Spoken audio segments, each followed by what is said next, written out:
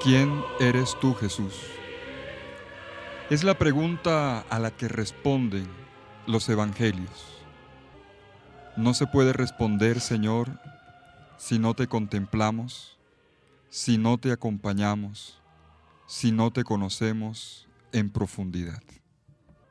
El relato de la pasión nos sumerge, Señor, en un conocimiento más profundo de tu verdadera identidad. Nos revela tu misterio, del cual emergen el verdadero rostro de Dios y el rostro del hombre. Saber responder quién eres tú, Jesús, es saber responder también quién soy yo. Y tú, Jesús, frente a las autoridades religiosas en Jerusalén, frente al Sanedrín, das testimonio de tu misión y de tu identidad. También Pedro, Jesús, es interrogado sobre quién es Él con relación a ti. Nuestra vida, Señor, se juega en torno a esta pregunta de la identidad. ¿Quién soy? Concédenos, Señor, poder descubrirte más claramente a partir de la revelación de la cruz, para que podamos responder también la pregunta que hoy nos planteas. ¿Quiénes somos nosotros, Señor? Amén.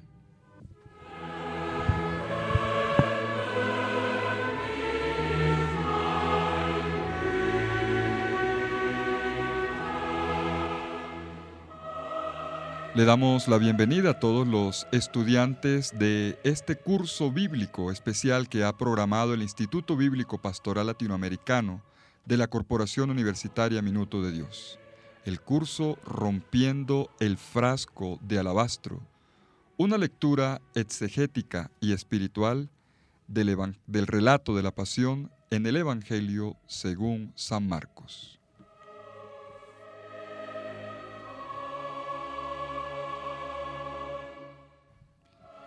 En el día de hoy nos acompaña en este programa el hermano Luis Fernando Gutiérrez.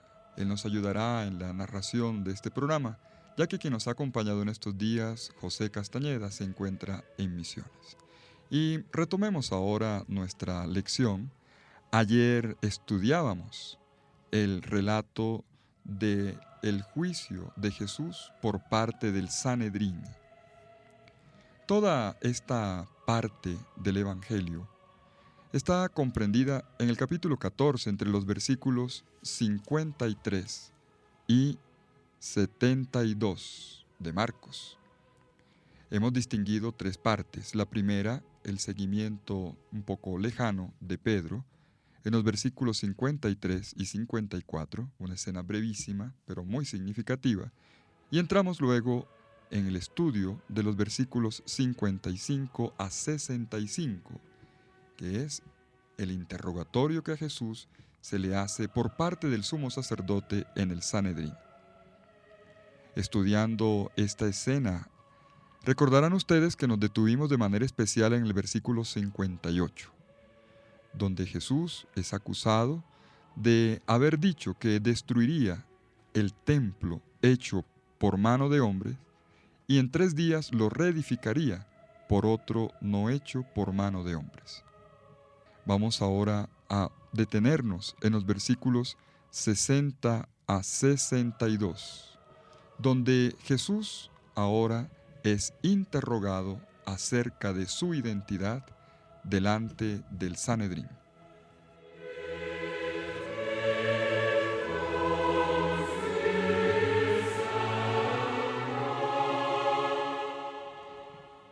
En esta parte llama la atención, en el versículo 60, el silencio de Jesús.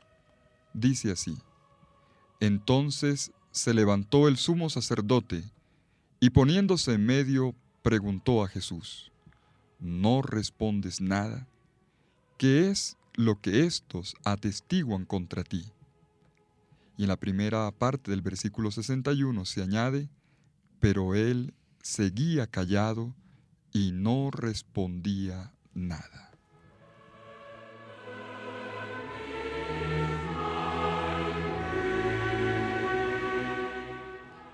Cuando el sumo sacerdote le pide a Jesús que responda ante los falsos testimonios acerca del templo, Jesús permanece en absoluto silencio.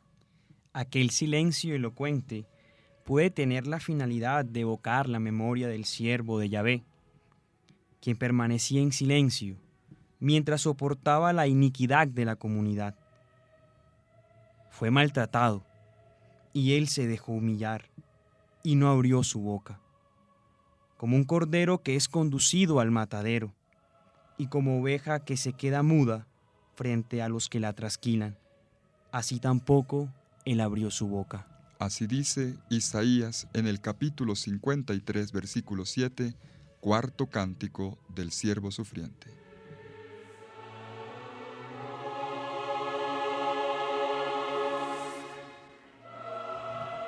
Pero después de haber subrayado el silencio de Jesús, ahora el evangelista Marcos nos muestra a Jesús haciendo una declaración solemne, firme, delante del Sanedrín.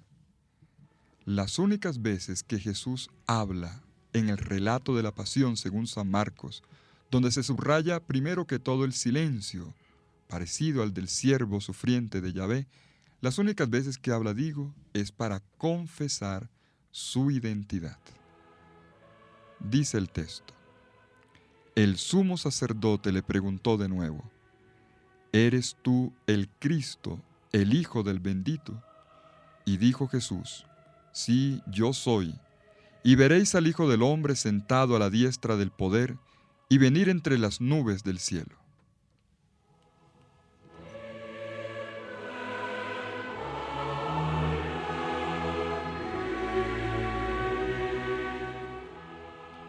Este es quizás el versículo que concentra el mayor número de títulos calificativos sobre Jesús en todo el Evangelio de Marcos y representa el vértice de los demás que se van desarrollando a lo largo de todo este relato.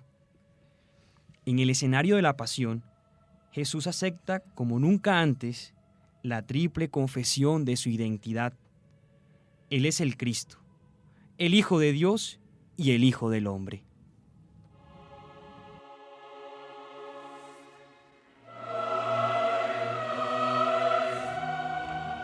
Pongámosle ahora la lupa al texto del Evangelio, para que analicemos cada uno de estos tres términos: Cristo, Hijo de Dios, Hijo del Hombre.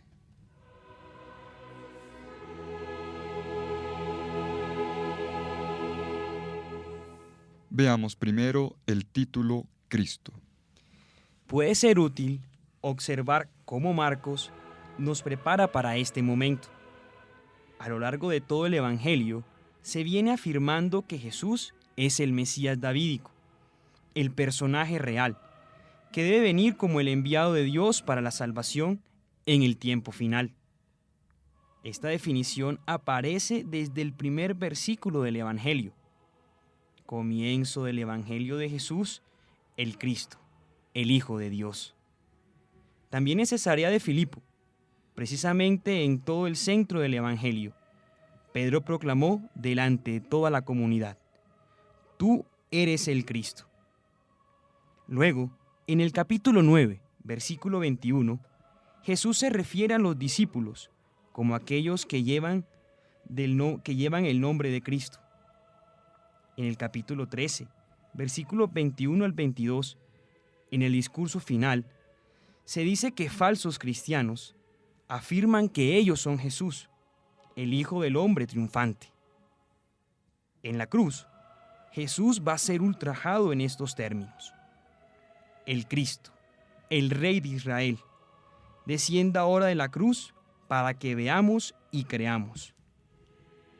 Todo esto nos lleva a comprender que es en la cruz, de manera irónica, donde se hace una referencia a la verdadera identidad de Jesús con el título Cristo o Mesías, que todo discípulo debe confesar.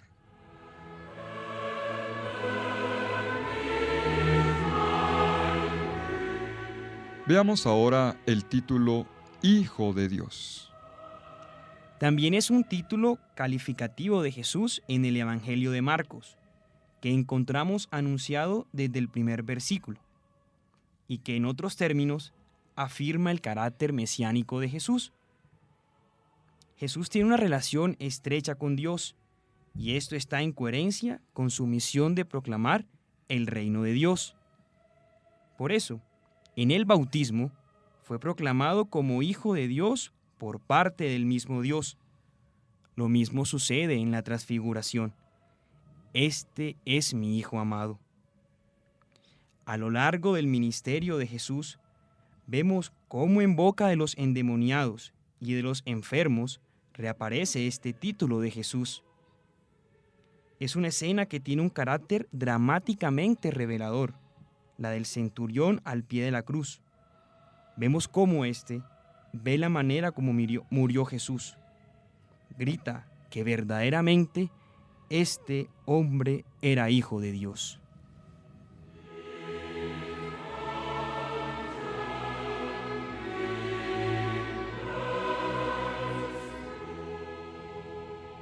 ¿Y de dónde viene este título, Hijo de Dios?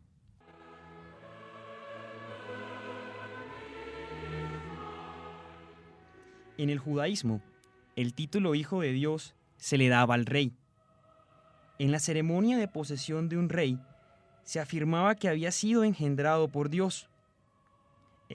Tú eres mi hijo, yo te he engendrado hoy, nos dice el Salmo número 2, versículo 7. Cuando Natán le prometió a David, de parte de Dios, una dinastía duradera, le hizo también la promesa que él tendría también un descendiente con esta característica. Nos lo dice el segundo libro de Samuel, capítulo 7, versículo 14. Yo seré para él un padre, y él será para mí un hijo. Por lo tanto, Hijo de Dios era usado como un título mesiánico referido a un descendiente de David.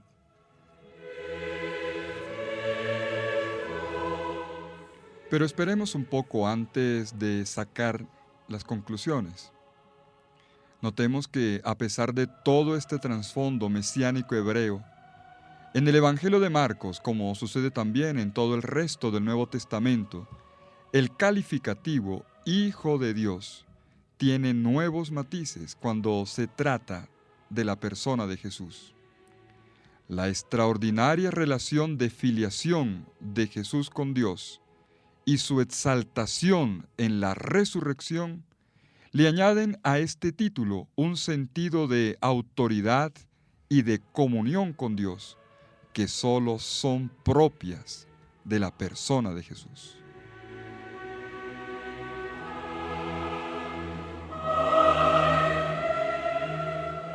Queda claro entonces que, según Marcos, Jesús es el Hijo de Dios por excelencia. Pero volvamos al versículo 61 en su segunda parte, a la pregunta que le ha planteado a Jesús el sumo sacerdote, donde lo ha interrogado si él es el Cristo, el Hijo del bendito. Hijo del bendito es lo mismo que decir Hijo de Dios. Estos dos títulos, Cristo e Hijo de Dios, ya lo sabemos, son una síntesis de toda la cristología del Evangelio de Marcos, aunque no la agotan. Jesús responde inmediatamente, sí, yo soy. Y esta respuesta no nos debería causar ninguna sorpresa en este momento. Sin embargo, el hecho de que Jesús acepte con tanta firmeza esta definición de él, precisamente esta circunstancia del juicio ante las autoridades judías y la profecía sobre el Hijo del Hombre, que se añade ahora en el versículo siguiente, revelan una agudeza notable en la manera como Marcos nos está conduciendo en su pedagogía para que conozcamos y vivamos profundamente a Jesús. El hecho de que la confesión del mesianismo y de la filiación divina aparezcan con tanta claridad solo hasta este momento, mientras que en pasajes anteriores ha sido ocasión de malos entendidos y de problemas, todo esto significa que la cruz es el parámetro de referencia de la verdadera identidad de Jesús. Solamente en el relato de la pasión, cuando ante los hechos contundentes de la cruz comienzan a desaparecer las sombras y las inadecuaciones del lenguaje oral.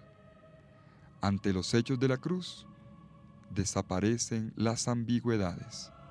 Ahora Jesús acepta sin ninguna reserva su título mesiánico real.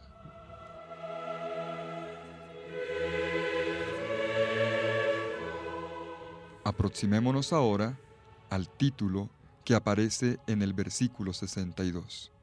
Jesús se presenta en tercer lugar como Hijo del Hombre.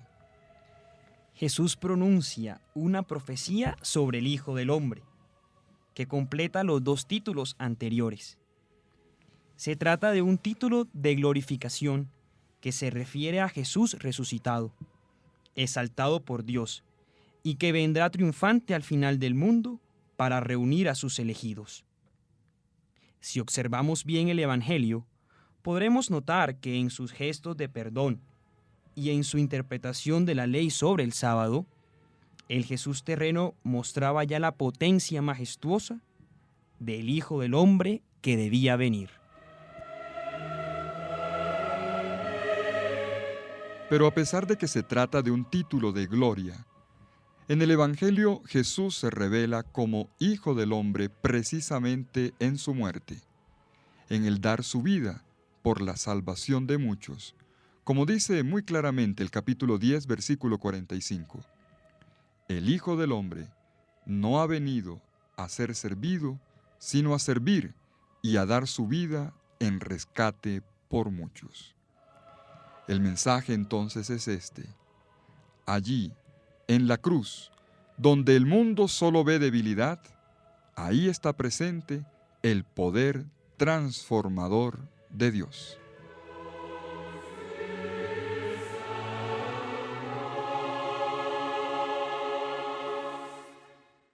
No se puede comprender la autoridad mesiánica de Jesús sin la cruz.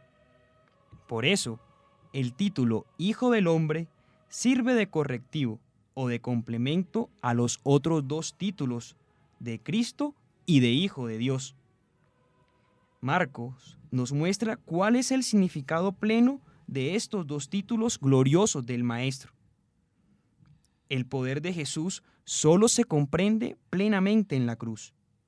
Por lo tanto, si miramos hacia atrás en el Evangelio, notaremos que todas las obras mesiánicas de Jesús, nos referimos a los milagros y a todas las obras de poder de Jesús antes de la pasión, si bien son todas ellas verdaderas, están envueltas en el misterio. Un misterio que los estudiosos han llamado secreto mesiánico, hasta que llegue el momento de la definitiva revelación de Jesús en su crucifixión.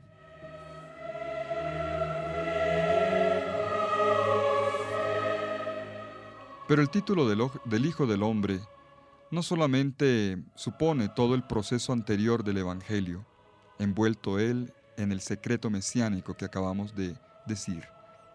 También este título arroja luces hacia adelante de todo el Evangelio, hacia el futuro de la obra de Jesús en el mundo. Por eso en el versículo 62, Jesús pronuncia una profecía de triunfo.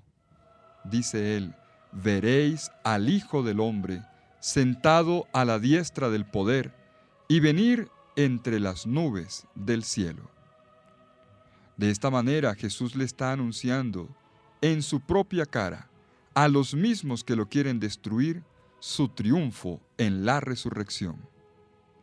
Jesús lo dice en los mismos términos en que lo había dicho en el capítulo 13, versículo 26. Su exaltación a la diestra de Dios y su retorno victorioso al final de los tiempos.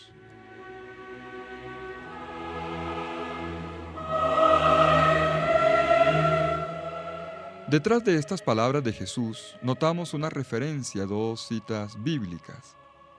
En primer lugar, a la visión apocalíptica de Daniel que leemos en el capítulo 7, versículo 13 de esta profecía de Daniel, quien habla de una figura triunfante en figura humana, en forma humana. Dice él, como un hijo del hombre que venía sobre las nubes del cielo. Y también vemos aquí, citado por Jesús, el salmo de entronización del rey, el Salmo 101, en el versículo 1, donde Dios se dirige al rey diciéndole, siéntate a mi derecha hasta que ponga a tus enemigos como escabel de tus pies.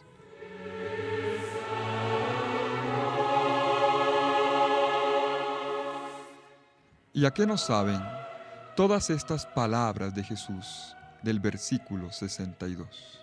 En el contexto de Marco, capítulo 14, versículo 62, la respuesta de Jesús ante el sumo sacerdote es un desafío a sus adversarios y también para los lectores de todos los tiempos, para que descubramos quién es verdaderamente Él. Pero también sus palabras son para nosotros una gloriosa garantía de esperanza. Jesús dice, y veréis. Ya en el discurso sobre el Monte de los Olivos, Jesús le había prometido a sus discípulos que después de todo el sufrimiento, de las persecuciones y del caos general del mundo, la humanidad vería al Hijo del Hombre venir para reunir una comunidad desde los 4 puntos cardinales de la tierra, desde una extremidad a la otra del cielo. El Evangelio de Marcos termina con una promesa similar.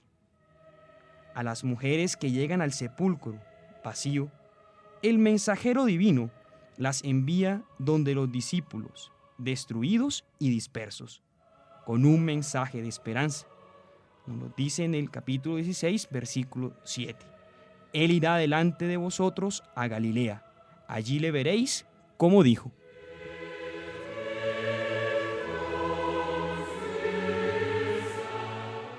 Y veréis al Hijo del Hombre, le dijo Jesús al sumo sacerdote y al Sanedrín, en una profecía que de repente Jesús arranca de la Escritura, actualiza en él y proyecta hacia el futuro de su misterio pascual. Y veréis. Ver a Jesús no significa únicamente encontrar a Jesús resucitado, sino emprender de nuevo la misión que comenzó en Galilea y predicar el Evangelio al mundo entero, en la espera de la visión final de Jesús, que regresará triunfante para reunir a su pueblo. Por lo tanto, la expresión «y veréis», que encontramos en este versículo 62 del capítulo 14 de Marcos, es un desafío para los enemigos de Jesús. Un desafío referido a quien tiene la última palabra en la historia, el bien o el mal. Y es también una palabra fuerte de esperanza para su iglesia que sufre en los caminos de la historia, pero que no se puede desanimar nunca en su tarea misionera.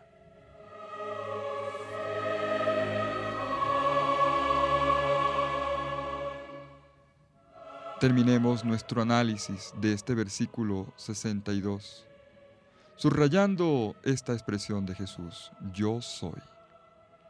Porque Jesús lo dice con toda su autoridad, con la autoridad del yo soy divino, que es el mismo término con el que Dios se reveló a Moisés en la zarza ardiente y el punto de partida de su revelación histórica. Jesús ahora, con esta misma autoridad, pronunciada con tanta fuerza ante el sumo sacerdote y el Sanedrín, sabemos nosotros ahora que su promesa de triunfo va a ser mantenida, no importa que la agonía plena del Evangelio no haya sido todavía experimentada.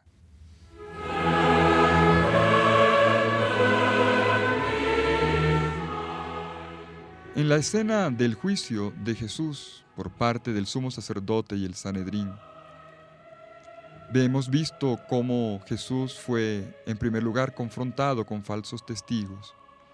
Allí permaneció en silencio. Luego el sumo sacerdote le pregunta quién es él, y Jesús responde, yo soy. Y en medio de todo esto aparecieron 3 títulos. Jesús es el Cristo, Jesús es el Hijo de Dios. Y todo esto ahora fue enderezado y ha tomado una nueva ruta en la expresión Hijo del Hombre. El Hijo del Hombre glorioso, triunfante, pero por el camino del sufrimiento. Pasemos ahora a la conclusión de nuestra escena del interrogatorio de Jesús por parte del Sanedrín. La leemos en los versículos 63 y 64 y finalmente notaremos las agresiones físicas y las burlas que infligen sobre el Señor en el versículo 65.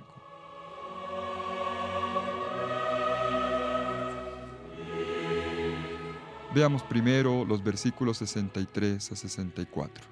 El sumo sacerdote se rasga las túnicas y dice: ¿qué necesidad tenemos ya de testigos? Habéis oído la blasfemia. ¿Qué os parece? Y todos juzgaron que era reo de muerte.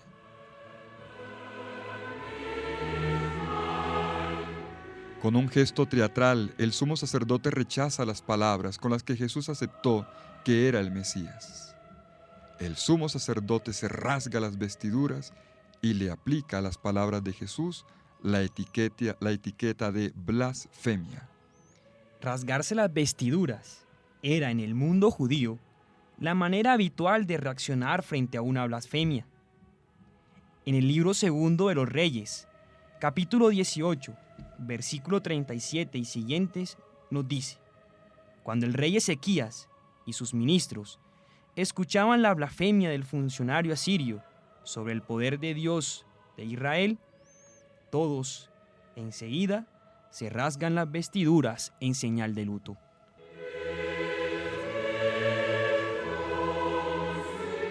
No es claro por qué la respuesta de Jesús es ahora definida como una blasfemia. Desde el punto de vista histórico, blasfemar quiere decir pronunciar sacrílegamente el nombre de Dios. Sin embargo, es difícil comprender cómo es que el sumo sacerdote esté viendo en la respuesta de Jesús este tipo de sacrilegio. Observemos nada más un detalle en esta parte del Evangelio. Jesús no pronunció el nombre de Dios. Él dijo a la diestra del poder y no dijo a la diestra de Dios. ¿Por qué entonces es acusado de blasfemia o de pronunciación sacrílega del nombre de Dios?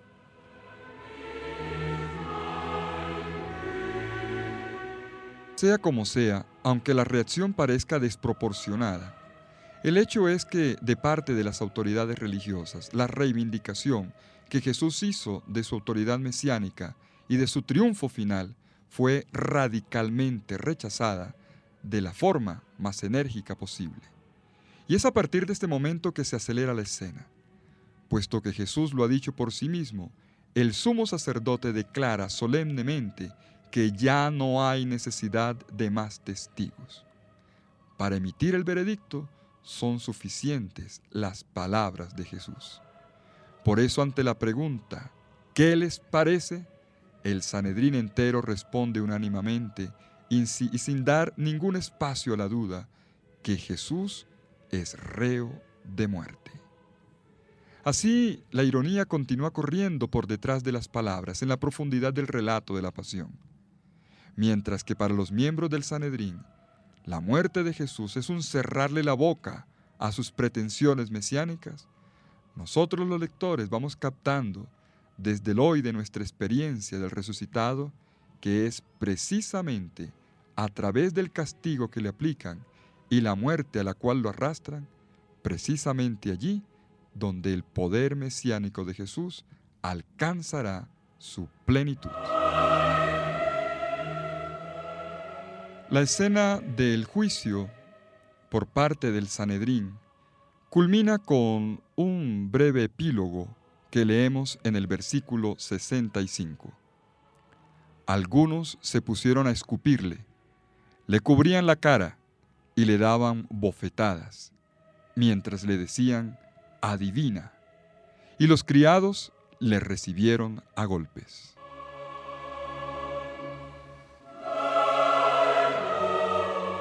La escena del proceso judicial termina con esta serie de agresiones físicas y burlas a Jesús, una humillación física y moral que lo hace padecer. Algunos se pusieron a escupirle. Este algunos se refiere a los miembros del Sanedrín, que rodeaban sentados en sus sillas de honor a Jesús durante el interrogatorio. Ahora se ponen de pie, se acercan a Jesús para ultrajarlo con sus salivazos. Someten a Jesús al humillante juego que pone en ridículo su reciente actuación como profeta. Un juego bastante parecido al que hoy llamamos la gallina ciega. Dice el texto que le cubren el rostro y daban bofetadas, mientras le decían, adivina. Se sobreentiende que esa adivina quiere decir quién te pegó. Jesús queda expuesto al divertimiento de las autoridades.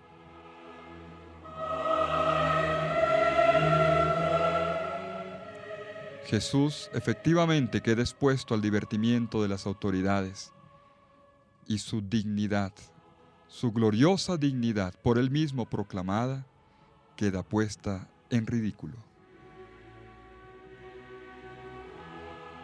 Inmediatamente en una brevísima frase, el evangelista Marcos nos anota que los criados también le recibieron a golpes. Los jefes y los siervos se unen frente al débil e indefenso Jesús. Esta escena de tortura y de humillación nos lleva a volver nuestra mirada atrás en el Evangelio, hacia la realidad del dolor, frente a la cual Jesús siempre estuvo cerca y que ahora lleva Él mismo en su propio cuerpo.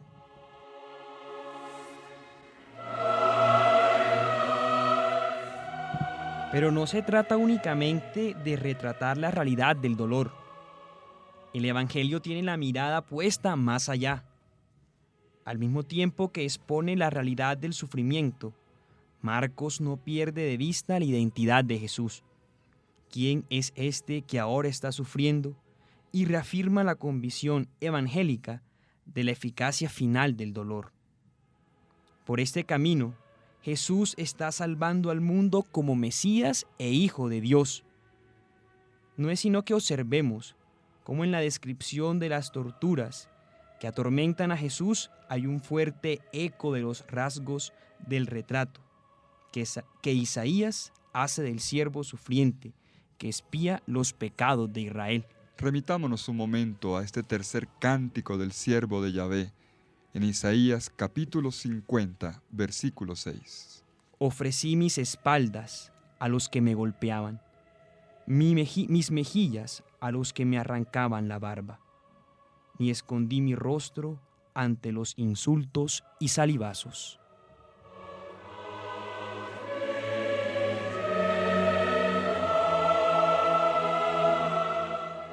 Toda esta escena en la que Jesús aparece rodeado de sus verdugos nos recuerda esta agresión al siervo y al justo de Israel profetizada por Isaías.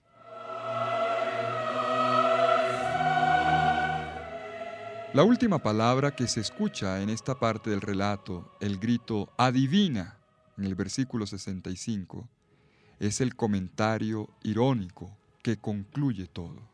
Las palabras proféticas de condena pronunciada por Jesús y sus declaraciones sobre el triunfo futuro del Hijo del Hombre son objeto de chiste, como lo vimos en el análisis de los versículos 58 y 62 respectivamente. Todo lo que Jesús dijo se le viene en contra. Jesús es víctima de su propia afirmación de identidad y ahora es blanco de los golpes enemigos. Adivina. Pero Jesús una vez más permanece impávido, en su silencio. No reacciona ni con gestos, ni con palabras, ni con nuevas agresiones. Y con todo, no deja de ser el Hijo del Hombre.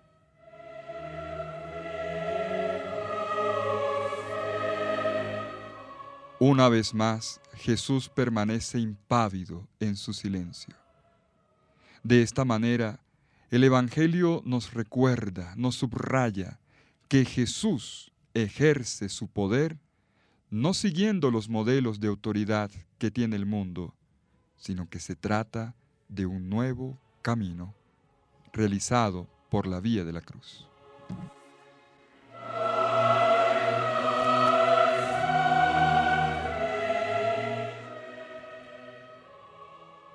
Bueno, y así terminamos nuestra lectura de la escena del juicio de Jesús por parte del Sanedrín.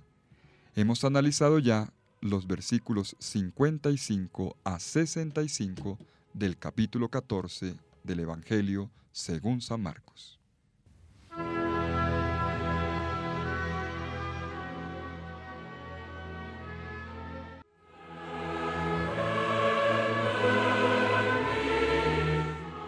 Bueno, y ahora preparémonos para el estudio de una de las escenas más hermosas de toda esta parte del Evangelio, el relato de la pasión de Jesús.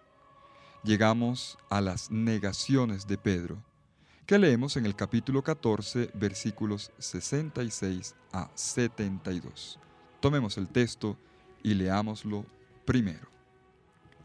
Estando Pedro abajo en el patio, llega una de las criadas del sumo sacerdote, y al ver a Pedro calentándose le mira atentamente y le dice: «También tú estabas con Jesús de Nazaret». Pero él lo negó: «Ni sé ni entiendo qué dices».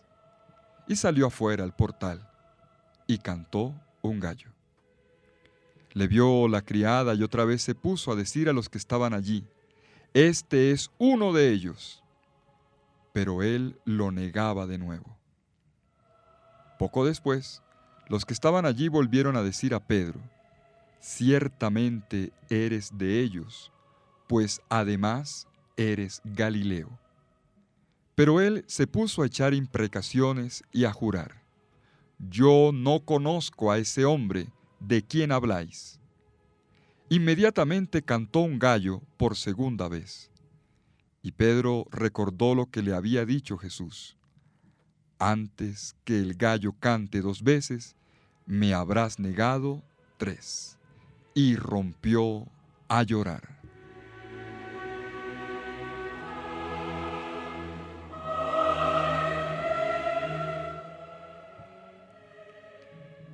Ahora los reflectores de Marcos se desplazan hacia el drama del discípulo. Desde la imagen de Jesús rodeado de sus enemigos, ahora se centra en Pedro, el último de los discípulos, que está calentándose frente al fuego, en el patio continuo, o quizás debajo de la sala donde Jesús había sido juzgado por el Sanedrín. La escena que se desenvuelve ahora es rapidísima, tiene una gran agilidad y está construida con mucha habilidad. La apostasía de Pedro brota de repente como una chispa que ha pasado la noche debajo de las brasas, debajo de las cenizas, y de repente, cuando se le pone un poco de leña, explota como una llamarada.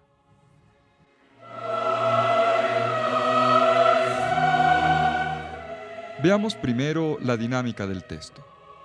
La primera acusación se le hace en el diálogo privado entre él y una sierva, y una criada. Lo notamos en los versículos 66 y 67 de este capítulo 14. Pero enseguida, en el versículo 69, notamos que se repite la misma escena frente al improvisado auditorio que rodea la fogata. Finalmente, en el versículo 70, notamos que Pedro queda delatado ante todos y la acusación de la criada contagia a todos. Al mismo tiempo que Pedro es interrogado, vamos notando cómo las negaciones de Pedro, sus respuestas, tienen un crescendo, van alcanzando cada vez más una mayor intensidad. Comienza Pedro con una falsa declaración de no comprender lo que le dice la muchacha, es decir, se hace el loco, como lo notamos en los versículos 68 y 70. Pero luego la emoción se va intensificando, la pasión se va intensificando hasta que explota con insultos agresivos que nacen del pánico que de repente le ha entrado hasta los tuétanos, hasta el punto de llegar a jurar que él no tiene ningún tipo de relación con Jesús, como dice en el versículo 71. Y cuando Pedro se pone de pie y quiere escabullirse de aquel grupo de acusadores, Cuando él quiere dejar su puesto en el patio, camino hacia la puerta de salida, recibe el ataque final de sus acusadores.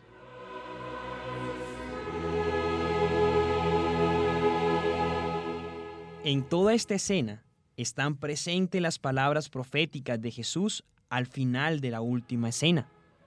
Capítulo 14, versículo 30.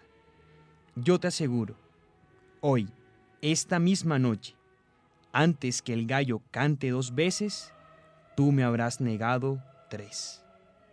Ahora, cuando en el versículo 72 se nos dice que el gallo cantó por segunda vez, se da paso a las lágrimas amargas del discípulo, lágrimas de desilusión y de remordimiento, ya que recuerda las palabras de su maestro durante la cena pascual, en la cual recibió la enseñanza de que la fidelidad solo es posible apoyándose en la fidelidad primera del maestro que va hasta la cruz.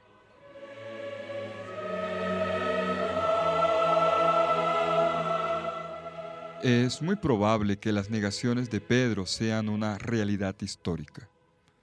Es difícil que la comunidad primitiva haya querido inventar una historia de esta naturaleza únicamente para crear un efecto sensacional. Y esto me permito decirlo porque hay algunos intérpretes que han querido ver aquí una prueba de una posible corriente que era contraria a Pedro dentro de la iglesia primitiva. Y a partir de ahí, cuestionan su autoridad desde los orígenes del cristianismo. Pero me permito decir que esta es una hipótesis sin fundamento. Para Marcos, este episodio sirve más bien para hacer una reflexión crítica sobre el discipulado. El hecho mismo de que este episodio de Pedro esté marcado por el interrogatorio que le hacen a Jesús ante el Sanedrín muestra la dirección interpretativa de la escena. La impávida confesión de Jesús está en violento contraste con la negación llena de pánico que hace su discípulo Pedro.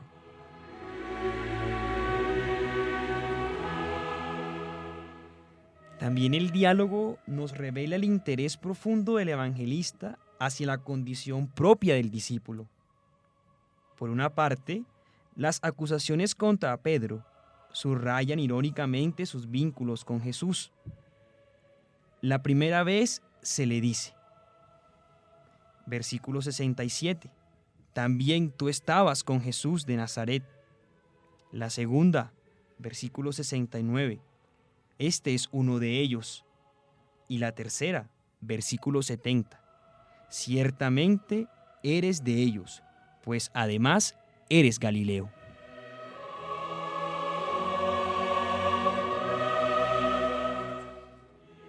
Eres Galileo, le dicen en el versículo 70.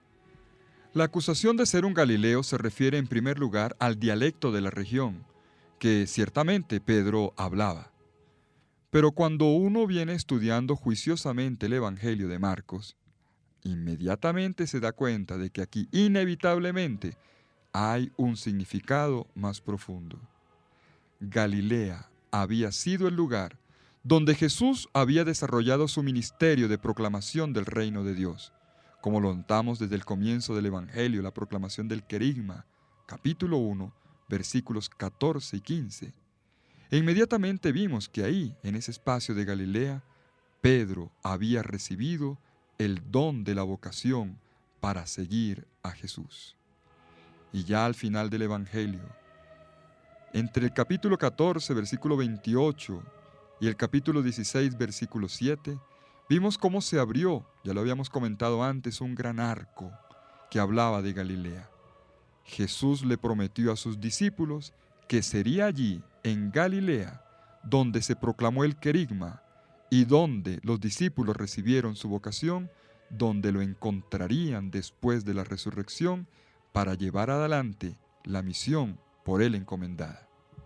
Estamos entonces ante la dinámica del discipulado como experiencia del reino y como una provocación anticipada para la misión. Pero no será posible la misión si no se confiesa claramente a Jesús. Y por ahora, Pedro lo está negando.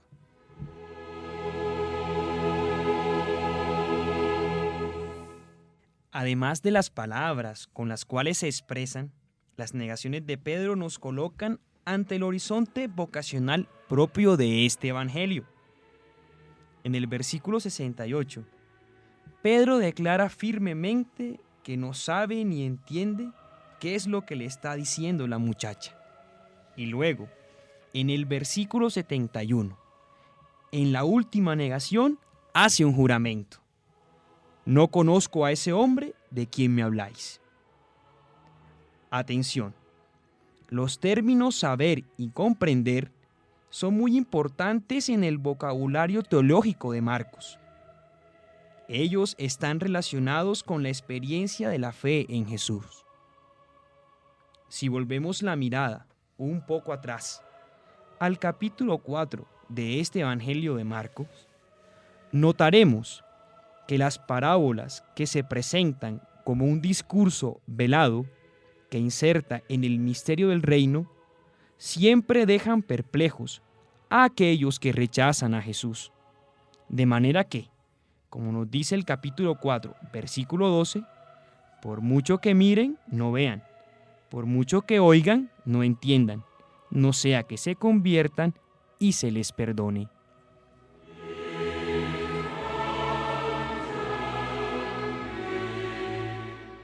Pero resulta que también los discípulos, los destinados a recibir el secreto del reino, como bien dice Marcos 4:11, a vosotros se os ha dado el misterio del reino, estos discípulos no comprenden.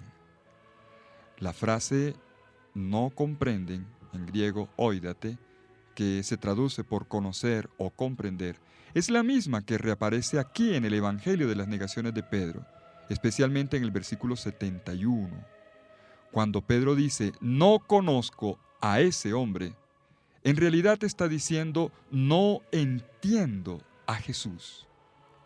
Se trata de la experiencia de dureza de corazón que ya había aparecido en otras escenas del Evangelio, como por ejemplo en Marcos 6:52, cuando Jesús camina sobre el mar y sus discípulos lo confunden con un fantasma. Allí el evangelista colocó esta frase explicativa, pues no habían entendido lo de los panes, sino que su mente estaba embotada. Igualmente, en otro episodio sobre el mar, la incapacidad de los discípulos para captar el significado de la enseñanza de Jesús sobre la levadura de los fariseos y de Herodes provoca una reacción muy fuerte de Jesús ante sus discípulos. Jesús los trata como los no creyentes del capítulo 4, versículo 12. Jesús, una tras otra, le plantea 5 preguntas duras. Leemos en el capítulo 8, versículos 17 a 21 estas preguntas. ¿Aún no comprendéis ni entendéis? ¿Es que tenéis el corazón endurecido? Teniendo ojos no veis y teniendo oídos no oís. No os acordáis, se refiere a la multiplicación de los panes. Y al final de todo este discurso Jesús plantea la dolorosa pregunta, ¿es que todavía no entendéis?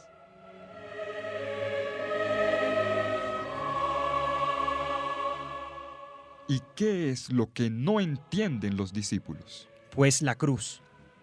Después de la confesión de fe de Pedro, en Marcos 8:29, la incapacidad para comprender caracteriza las reacciones de los discípulos cada vez que Jesús anuncia proféticamente su pasión. En el capítulo 9, versículo 32, es bien explícito. Pero ellos no entendían lo que les decía y temían preguntarle.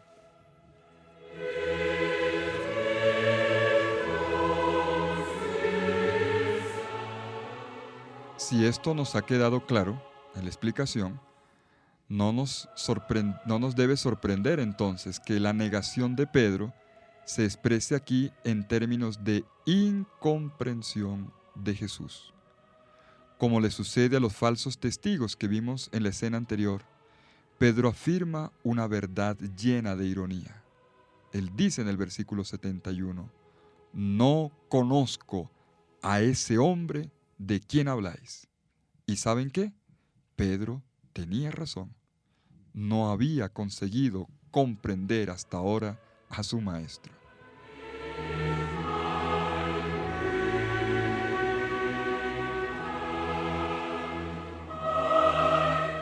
Hagamos un pequeño recorderis.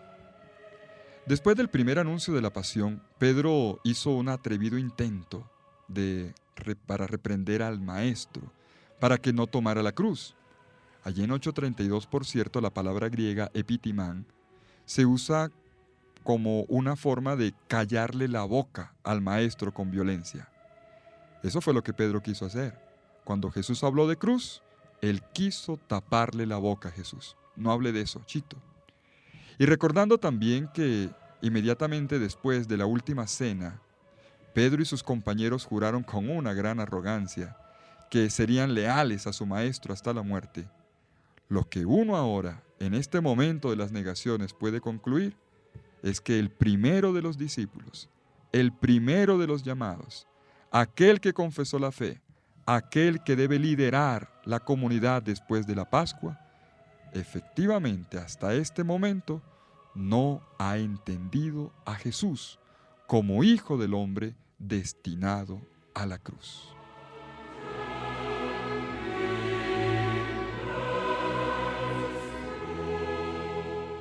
Y los invito ahora para que nos vayamos hasta el final de la escena, hasta la última frase, con la cual, por cierto, termina también todo este capítulo 14, que durante estos días hemos venido leyendo pasaje por pasaje, línea por línea y a veces palabra por palabra. Vamos al capítulo 14, versículo 72, donde se dice, y rompió a llorar. La fuerza del texto original, en griego, nos deja entender que Pedro revienta en un mar de lágrimas. Marcos no nos da más detalles. Pero, ¿qué hay detrás de esta anotación del evangelista? Si tenemos en cuenta la promesa de reconstrucción de la comunidad hecha por Jesús a sus discípulos después de la última cena, versículo 28, podemos suponer que estas no son lágrimas de desesperación, sino de remordimiento, y que por este camino de dolor interno, Pedro toma la ruta del arrepentimiento, una actitud de abandono ante la misericordia de Jesús para que haga su obra en él. En la escena del sepulcro, que viene más adelante, cuando el joven mensajero le encarga a las mujeres que le lleven el mensaje de la resurrección a los discípulos, el mensaje se condensa en estos términos. Capítulo 16, versículo 7. Id a decir a sus discípulos y a Pedro, nombrando los miembros de la comunidad en el mismo orden de sucesión en que habían traicionado su vocación.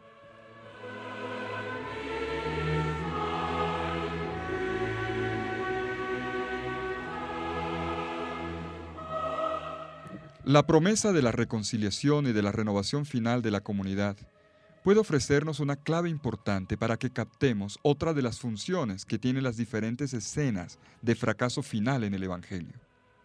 Marcos describe el círculo interno de los discípulos que huyen muertos del miedo, mientras que el discípulo jefe niega a su maestro con imprecaciones y jurando en falso.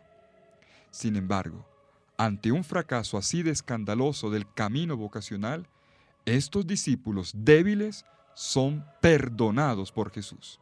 Y no solo eso, sino que el Maestro también ahora los reconfirma en su misión.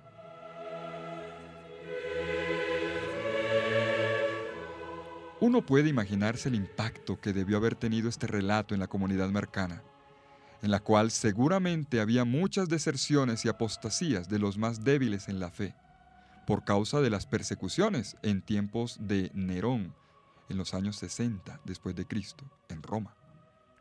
El hecho que Marcos coloque su interés principal en el relato de la pasión Y en el hecho de que a lo largo del Evangelio se hable con relativa frecuencia de las persecuciones que sufrirán los discípulos, como por ejemplo, para que lo vean ustedes, en 4:17, en 10:30, en 10:39, en el capítulo 13, los versículos 9 y 11, 12 y 13, todas estas referencias a la persecución que sufren los discípulos son muy buenos motivos para creer que esta comunidad marcana ya estaba experimentando el alto precio de la vocación para ser discípulo. Entrar en la escuela de Jesús es también candidatizarse para el martirio, que si a uno no lo coge firme en la fe, se convierte en motivo de apostasía y deserción. Digámoslo en términos nuestros, le da 3 vueltas, como efectivamente le sucedió a Pedro. Y esta no fue solamente la experiencia de Pedro. En Pedro está la primitiva iglesia perseguida y estamos también nosotros. Esta fue la realidad de la iglesia desde que comenzó a ser perseguida, a ser torturada y a recibir presiones sociales por causa de la fe.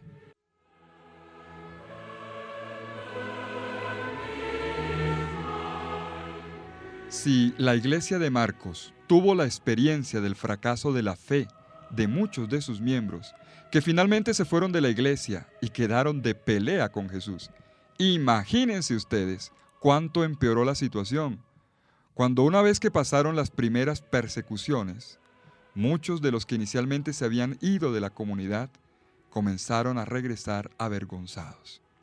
Esto debía ser muy doloroso para todos.